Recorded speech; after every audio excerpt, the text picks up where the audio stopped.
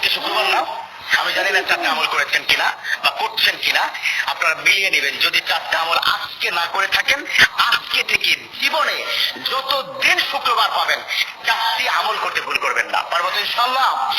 ইনশাআল্লাহ। দুরূদ পড়া। আবার বিশ্বনবী দুরূদ সম্পর্কে কত অসাধারণ কথা বলেছেন।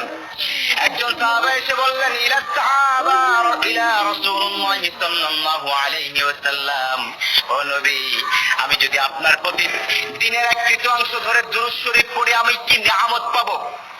বিশ্বনবী বললেন, তুমি যদি দিনের এক তৃতীয়াংশ ধরে আমার প্রতি দুরূদ শরীফ পড়ো তোমার জন্য বিশাল উপকার হবে, আরো বাড়িয়ে পড়লে তোমার জন্য আরো ভালো হবে।